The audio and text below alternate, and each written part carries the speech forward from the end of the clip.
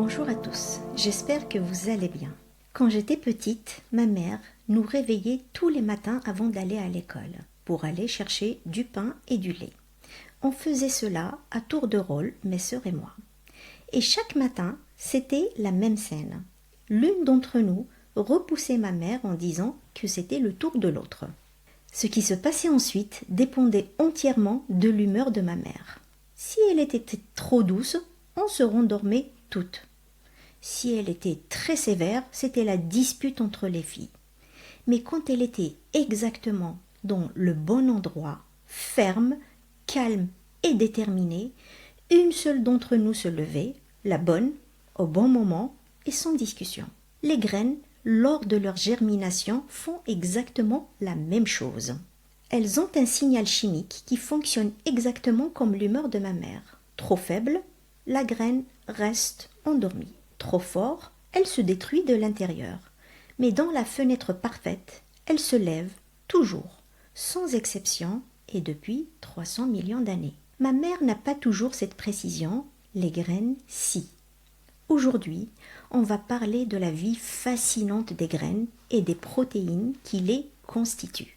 Une graine, ce n'est pas juste une petite chose dure que l'on plante dans la terre. C'est un organisme vivant en pause, un être qui attend. À l'intérieur, il y a un embryon, la future plantule en miniature.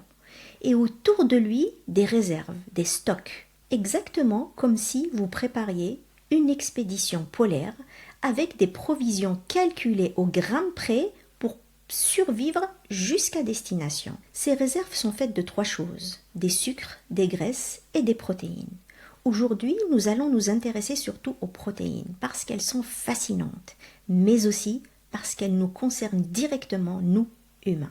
Les protéines de réserve, imaginez-les comme des briques Lego soigneusement emballées dans un coffre-fort. La graine les fabrique et les stocke pendant sa formation sur la plante mère.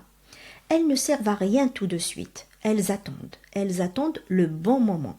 Vous en consommez tous les jours sans le savoir. Le gluten dans le pain, les protéines dans votre tofu, dans vos pois chiches, ce sont exactement ces protéines de réserve que la graine avait stockées pour sa propre survie. Et comprendre comment elles se forment, comment elles sont protégées, comment elles sont utilisées, c'est l'une des grandes questions de recherche dans les sciences de graines aujourd'hui. Mais voilà quelque chose d'extraordinaire. Une graine peut attendre des années, des dizaines d'années parfois, sans manger, sans bouger, sans mourir. On appelle ça la dormance. Et si vous voulez une image moderne, c'est exactement le principe du Bitcoin, une valeur précieuse stockée dans un coffre numérique inviolable, accessible seulement avec le bon signal au bon moment. La nature a inventé cela il y a 300 millions d'années. Ça s'appelle une graine, sauf que la graine ne consomme pas d'électricité et ne pollue pas. Cela me fait penser à une anecdote de graines de lotus qui ont germé après 1200 ans de dormance. Des graines retrouvées dans des tombeaux égyptiens étaient encore viables.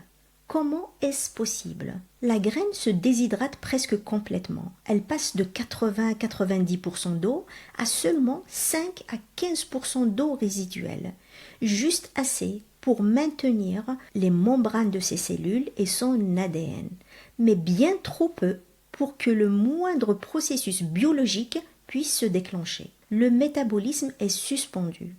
Son tégument durcit comme une armure. Les protéines de réserve restent intactes, compactées, enfermées dans leur coffre-fort. Le verrou est posé, la graine attend son signal. Ce signal, c'est l'eau. Dès que la graine s'hydrate, le processus de germination se déclenche.